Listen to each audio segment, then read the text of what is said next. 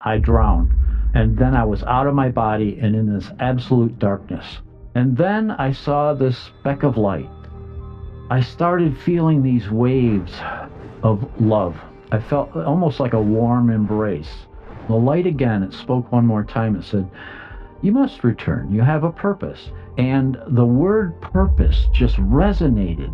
I mean, it just resonated through my being. One of the things that I saw in my near death experience was that I was going to have cancer. These experiences can give people after effects. And the after effects that I experienced, was suddenly I could look into someone's eyes and I would see their light. I could see their fragment of light.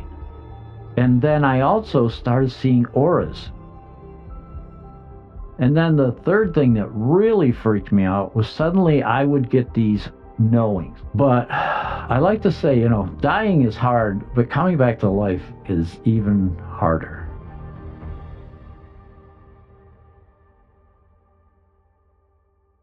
I love diving. That was for me. It was my dream job to be a commercial diver. And not only on top of that, but I got to be the chief engineer of the research where we did the diving. So it was a double win for me. But on the day that I had my near-death experience, we had just evaluated a new ROV, remote operated vehicle, and it was storming and it was getting worse. And so we made a run for the harbor, and but the harbor master refused our ship entry because there was 25 to 30-foot breakers at the breakwater. But we had some people on board that one of the design engineers for this submarine that we were evaluating needed to get to LAX. This is on the California coast, and we're up north. And so we decided to put one of our what we recover our submarines with, which is a rubber Zodiac, in the water, and we started heading in. And as we were heading in, we would go up on the top of a swell, and because 2 miles offshore, they're not breakers or anything, just swells at that stage. We go up on the top of a swell, try to take a bearing on the harbor buoy, and then ride the trough and go up and do it, repeat it all over. And all of a sudden, we drove right off a 25, 30-foot breaker. And I mean, we caught some air. And I yelled at him to turn about so that we could go back out to sea because we were in a breaker zone. This is a very dangerous place to be with a boat, So he turned us around really quickly, but then all of a sudden I looked up and there was the next one. It came right down on top of us and it folded that Zodiac in half like a peanut butter sandwich. I was in the bow and it catapulted me right into the sea. And so I'm hanging on to, this was an old World War II vintage kind of life vest. I mean, it was incredibly violent. And I know it pushed me down deep because I could feel, I had to relieve the pressure in my ears a couple times. So I knew I was down pretty deep and I was waiting for this old Mae West to, carry me up to the surface. And I knew as a commercial diver, I knew I could hold my breath for about 3 minutes, which is a good long time. Try doing it. So I'm trying to let Mae West carry me to the surface, and it didn't happen. And eventually, the euphoria of oxygen deprivation takes over, and you breathe. And I drowned. I mean immediately, there was just a second of burning salt water going into my lungs. And then I was out of my body and in this absolute darkness. But only it was absolutely quiet. It wasn't, 25, 30-foot seas is incredibly loud. It's like roaring. Suddenly it's quiet. It's peaceful. I don't feel like I'm being tumbled and tossed. And this was in March. It's extremely cold water. I'm not cold anymore. I'm comfortable. I just feel like I'm just suspended in this blackness. But also, I didn't really feel alone.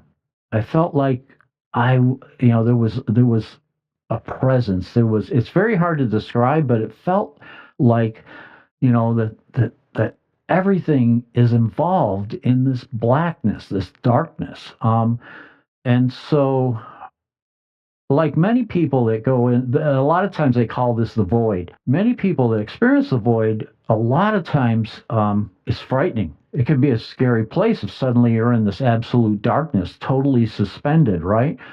But for me, I just came from this violence, this incredible violence where my I was being tumbled and tossed like crazy, and to find myself in this absolute calm and quiet. And as a commercial diver, we're trained to recognize oxygen deprivation and the danger signs and all that. And this has gone way beyond that my training. And so I was curious. I was incredibly curious as to, where am I? What's going on? And then I saw this speck of light, and it was the only thing to look at in this darkness, and so you're just kind of drawn to it. And as I paid attention and put awareness on this light, I felt like suddenly there was movement toward the light. And I, to this day, I don't know if I was moving toward it, it was moving toward me, but there was movement toward this light. And as I got closer and closer, I started feeling these waves of love. I felt almost like a warm embrace. I was just mystified by this. And so I kept getting closer and closer. And the closer I got, I started to recognize that the light itself wasn't just a beam of light, it was millions upon millions of fragments of light. And they were all in movement. And they were, if you've ever seen like a school of fish, when they're all balled up together, and suddenly they'll take a change of direction and they all shift at the same time, and you can see all the different multitudes of colors in their scales and that sort of thing. Well, all these fragments of light were multiple, colors. They all had that same kind of movement, and I was just in awe. I was just in awe of what I was experiencing, and I kept getting closer and closer and closer, and I was feeling more loved and loved, and and so eventually three fragments broke away, and they started approaching me, coming toward me, and as they did, I understood. It was a clear sense of communication, but I understood that they were welcoming me home. And I was just overwhelmed with this love and this welcoming that I was receiving. And eventually, a dozen of these light fragments came, and they were all greeting me. And I realized that at this point that I had become a fragment of light, and they communicated with me too that we were going to go deeper into the light. And as we did, we went into this area. To me, it felt very spherical, a big giant ball, and we went inside. And once we got inside, it was like I started reliving my life. And it wasn't like watching a movie screen or anything as simple as that. It was much more involved because it felt like I was reliving it, but not only from my point of view, but from everyone I'd ever interacted with from their point of view.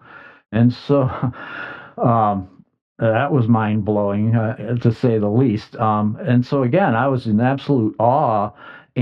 But then I started to realize what I was watching, and that I also realized that this group of beings that greeted me, that came into this area, the sphere with me, were experiencing it the same way I was. So they were reliving my life through my life review. I mean, that's what it really is, a life review.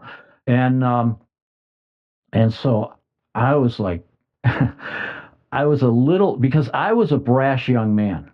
I mean, I was really a brash young man.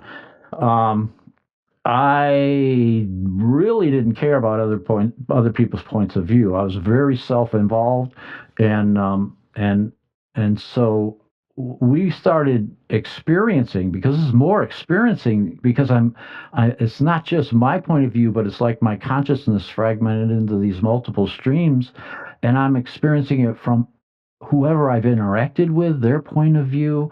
It was just multi-dimensional, viewing this life, and and I did. I was very self-involved, so I stepped over people, I ran over people. I really didn't care, but my soul family was experiencing this the same way I was. because that's what I call them now, is my soul family. And I was a little bit ashamed of some of the things that I was doing, but they weren't. They were just loving me, supporting me, and just observing. They weren't. There was no judgment whatsoever. It was just observation of what was going on. The judgment that was happening within me more than anything. And I got to see things in a way that just again, in awe. I was in absolute awe, where I would see things that I did with just pure loving intention, without any thought of something for myself. Those would create these incredible ripples. When I did something that, like, I had a huge ego, all right, and something that really fed my ego, like becoming the chief engineer of a research vessel in my mid 20s, that was incredible for me. Meant very little in the near-death experience. It caused the least amount of ripples. Okay, but when I did something with loving intention for someone, it created these immense ripples of after effects, So I was, so I got to see this, and I got to, kind of try to figure out, the meaning of all of this that's going on all around me, the multiple streams of input that I was receiving. And then we got to a point where I saw, I started seeing things that I didn't have reference for in my lifetime. And I didn't realize at the time, but I was seeing my future potential. Um, and it disoriented me a little bit, but I call them my soul family. They supported me, they loved me, they buoyed me up so that we could experience this potential that was available to me.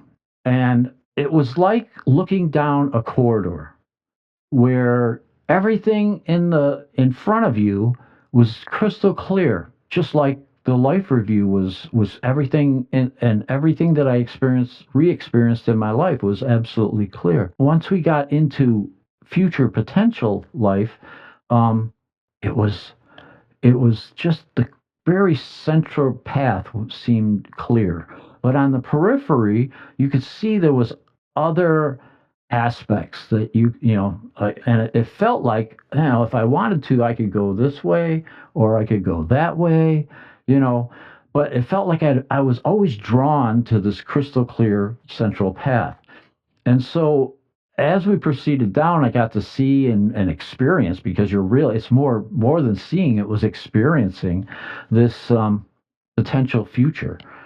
But I finally reached this one point where the light itself, okay, these millions upon millions of fragments of light spoke in unison, and I perceived this to be God, spoke to me, and it said, "This is not your time.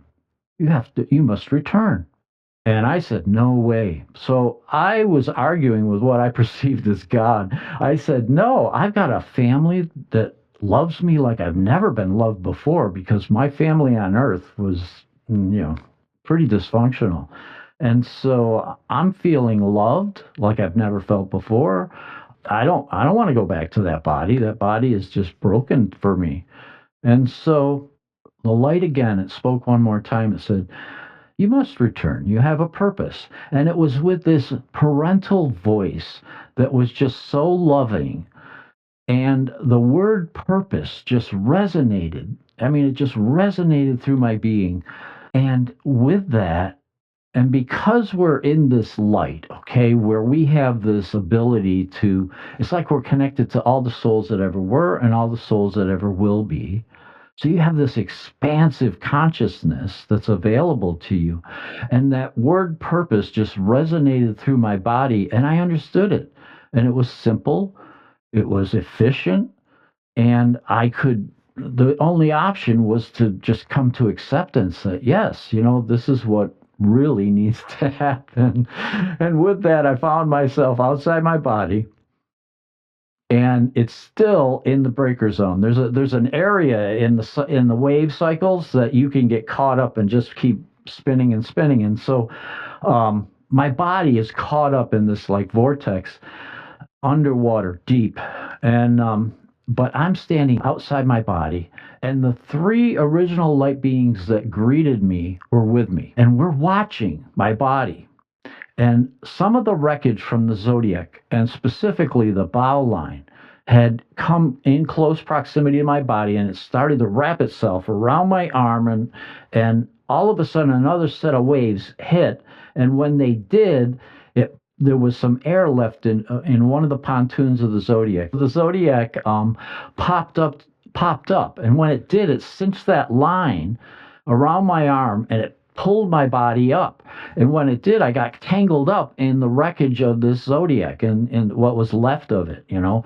And and I'm watching this. I'm not in my body. I'm just observing this. And because I had this sense of calm and a bit of, I have to say, almost like mystery of how is the enormity of my light being going to fit in that body. And that's what I was pondering while all of this was going on.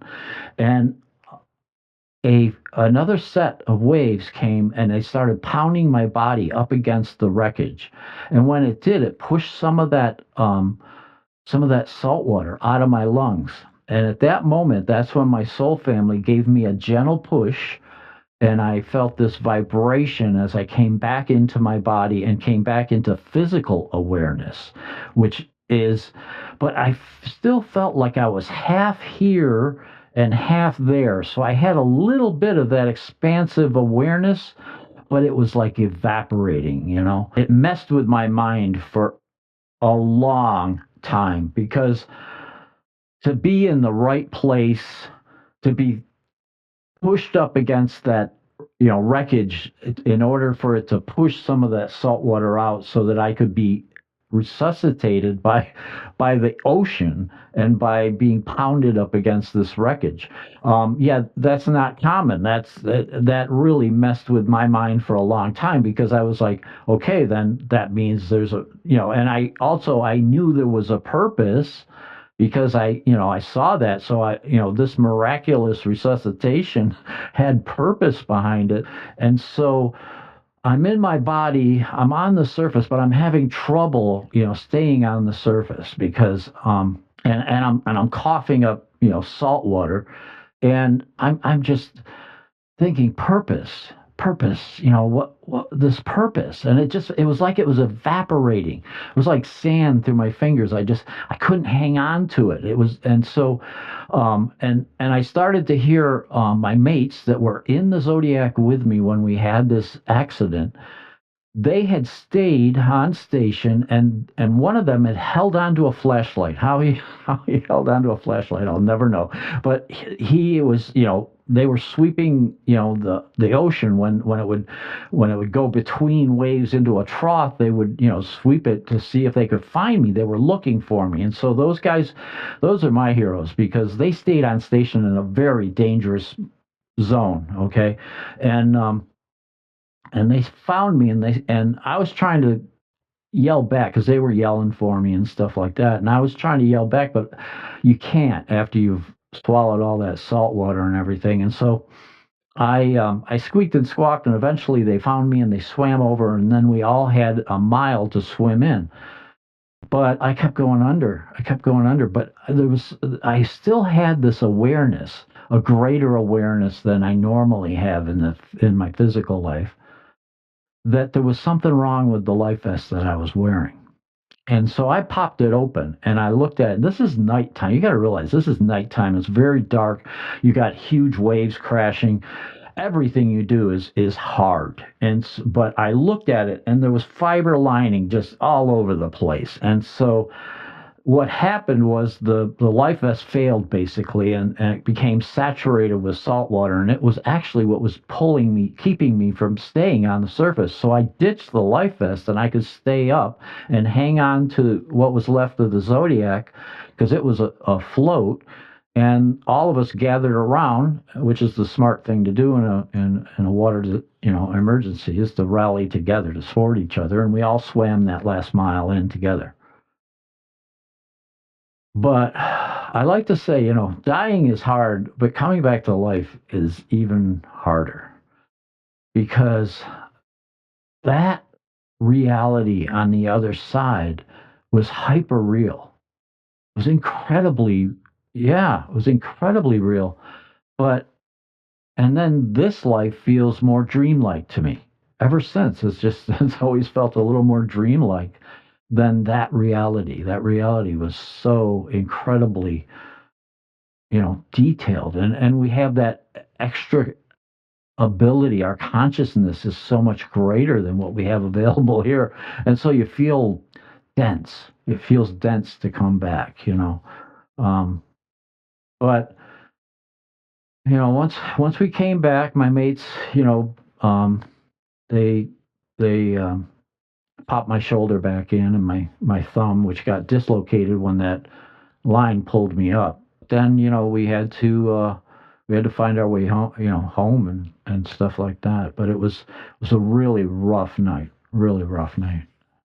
These experiences can give people after effects, and the after effects that I experienced was suddenly I could look into someone's eyes and I would see their light. I could see their fragment of light. And then I also started seeing auras. At the time, I didn't even know what an aura was. To me, I called them life force energies, because it was like, I don't know what this is.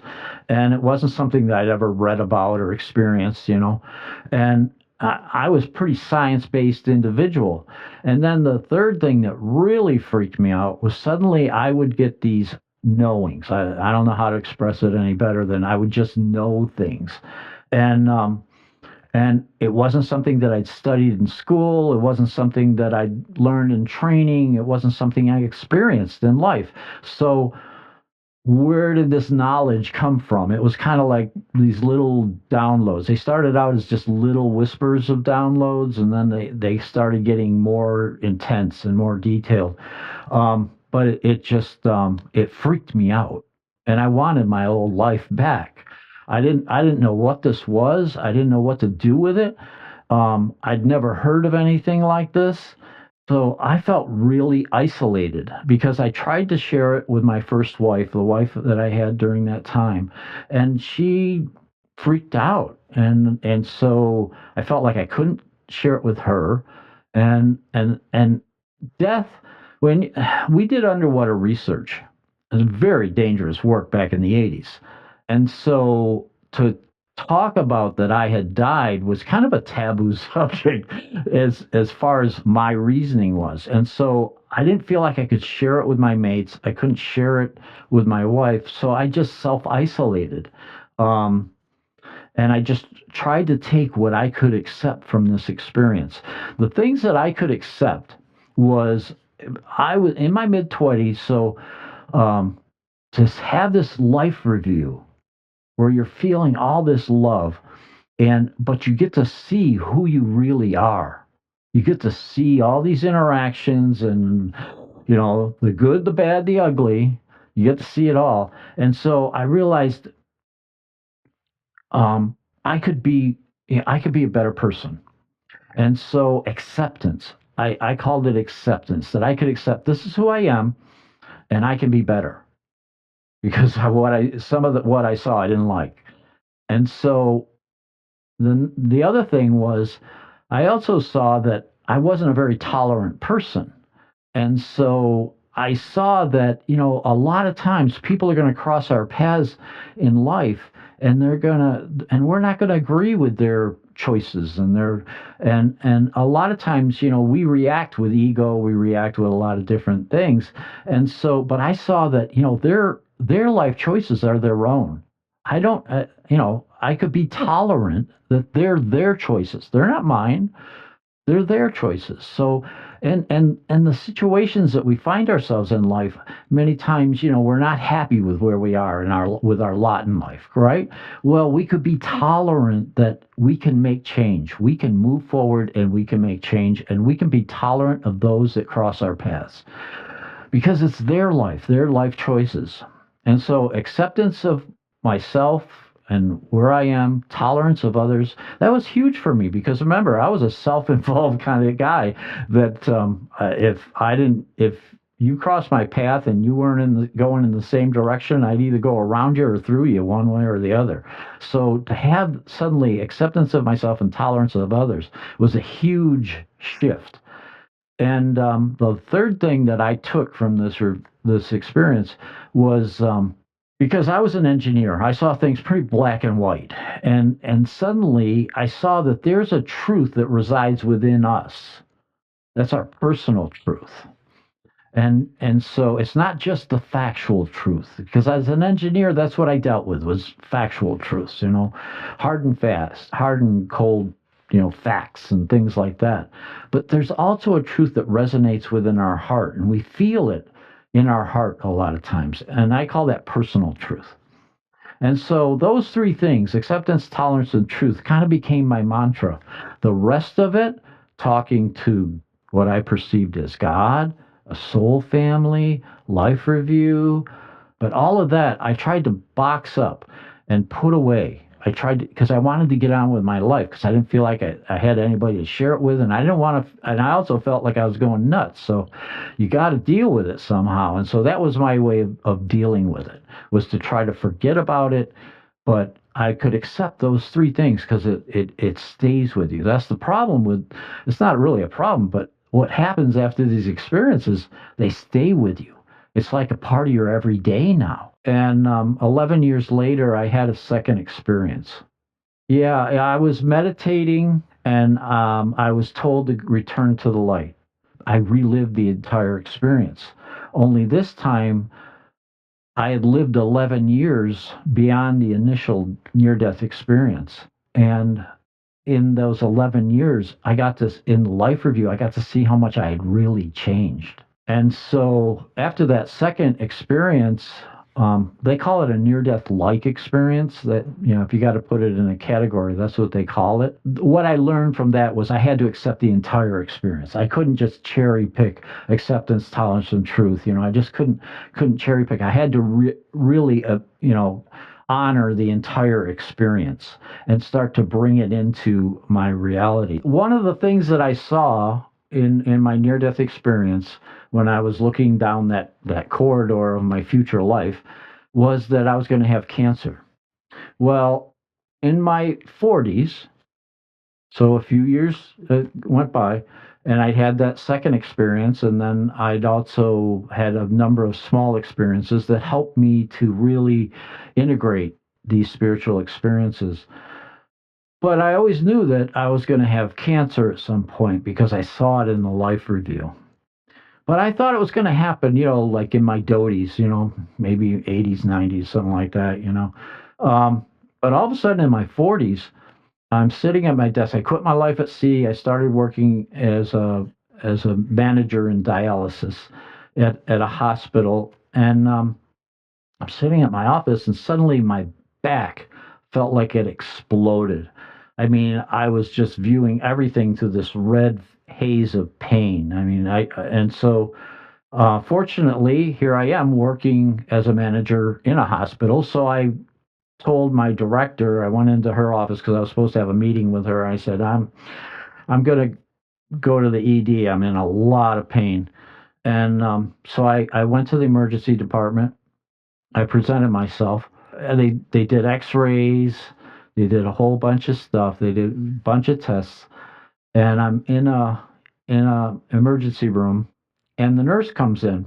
Now this nurse I personally knew, because she was one of my secretaries while she was going to nursing school, and so she comes in, and there's tears in her eyes, and she's like, Dave, the doctor's going to be in here in a minute, and I recognize that moment from my life review. I had seen that in the life review, and so I had had enough of spiritual experiences that by this point I was like, wow, I know what's going to happen. I know when he comes through the door, he's going to come in, he's going to kind of be hemming and hawing and just, kind of, how do I present that this guy, has terminal cancer? And and so he's kind of like reluctant when he comes in, and sure enough, he comes in, and she's teary eyed, and I'm, telling her, oh, don't worry, everything's going to be okay, because, and so when the doctor finally tells me, he's like, we'll make you as comfortable as possible because this is really severe. And I was like, whoa, wait a minute. I saw I was going to have cancer, but I also saw I was going to live beyond it. But I wasn't prepared for a really bad case of cancer, you know? And so there was a moment where it was like, wow, this could be my ticket home, you know? I could go to the other side. But also, there was the other side where I had seen I was going to have cancer, but I also saw I was going to live beyond it, and that there was a great purpose in the living beyond it. So I was like, so they wanted to do a whole bunch more tests, which they did. They were just going to give me morphine and Percocet and told me to get my affairs in order. That was in the emergency room, but and in the workup while they were working up, the bone studies and all this stuff.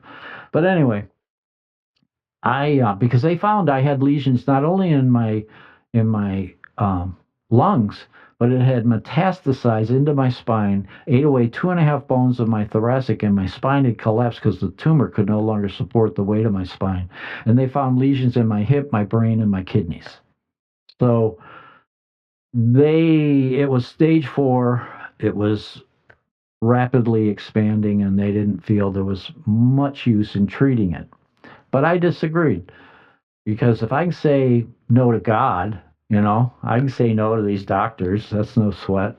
And so I picked my care team, and we started treating it. But I also balanced it out with some holistic approaches, because I had a very strong spiritual guidance, and so I didn't like the morphine and Percocet because when I was really dosed heavy, especially with the morphine, I couldn't hear spirit. I couldn't hear my spirit communication got cloudy and I couldn't hear it. And so that disturbed me more than the actual cancer. So I had some amazing experiences. One I would call an angelic experience where I saw how to get off of the morphine and use more of mindfulness to control the pain so that I would have the clarity to be able to communicate, have my spirit communication. That was that was critical in my life, and so I needed that in order to determine how I was going to overcome the cancer. I was very fortunate that within 6 months, I was on chemo and radiation at the same time. Um, and within 6 months, my spirit guidance was telling me that things had improved. And I asked if they would do another PET scan because that shows all the active cancer cells, and they, begrudgingly, it took a little bit of convincing because in their reality, I was on the road to the grave, and they didn't even want to treat me, but it was because I have patient rights. I was able to get the treatment that I wanted, and so they thought that these were extra unnecessary measures, and that the testing would just be something else. And so they were trying to keep me, they were trying to keep me comfortable. They were trying to reduce stress and stuff. So they felt another test that just showed that I was dying of cancer wouldn't be good for me. So they kind of put it off. But then I insisted, and I got my test, but then nobody read the results for like almost, yeah, nobody wanted to read the results because they didn't want to give me the bad news. They in their minds they were being compassionate, but yeah, but anyway, they eventually I was able to convince. There was a nurse in the oncology unit where I was getting treated that his brother worked for me in dialysis, and so I knew him. And so I said, hey, I couldn't look at my own chart, but I said, would you look at the results of that exam, that PET scan, and let me know. He says, well, I can't let you know, but I can let your doctor know. And so he told my doctor, and then the doctor came in. He goes, "Oh my God, blah blah blah. We've got some great results. Um, we're going to do some more tests." And I said, "Well, I'll do some more tests, but we're going to stop treatment because I know the cancer's gone." And so they wanted to continue treatment, and I stopped the treatment. I said, "I don't need to. Cancer's gone. I'm going to go on with my life." And I had to live with a collapsed spine for almost a year before they would agree to even do the surgeries to. I live now with a titanium construct to rebuild my spine, and I lost the feeling in my feet and my hands. So I'm very severely disabled, and I live with pain because the titanium and the bone don't like, you know, they don't expand and contract the same rate. So they create a lot of pain, and but that's my life, and but I choose not to allow that to keep me from living life. In life, it's kind of like a pendulum in a lot of ways. In life, a lot of times we have, when we're dealing with our humanness, okay, the things paying the rent, getting on with life, things that, are just purely human. Our pendulum kind of swings to the human side. And so that fragment of light, because I believe that we carry a fragment of that light, but the totality of our light still resides in the oneness with all the other fragments of light. I call that oneness. And so we carry a fragment of our totality with us, but it expands and contracts as we need. So when we're dealing with our human side, our fragment of light isn't that much. It's a smaller percentage. But then when we swing our pendulum to the spiritual side, then that fragment just naturally expands as needed. It's there for us to draw upon. But most of the time we feel like we're these separate individuals forging our life all by ourselves. So we don't realize that we have this available to us. And what I've learned is that when we touch that light, we can go back into the light. And when we do, we have the ability then to expand our consciousness a little bit and then come back and live our life, and bring more of that loving intention with us. After you have those experiences, you feel this duality of your spiritual self and your human self, but bringing it together is what every experiencer really wants. And also, then you start to realize that there's this interconnectedness that we all reside in. And, you know, but we don't talk about that either. So, but experiencers feel that. They know that we're interconnected. We've experienced it on the other side, that we have this ability to connect to one another, but we're within this veil of separateness where we feel like we're separate individuals.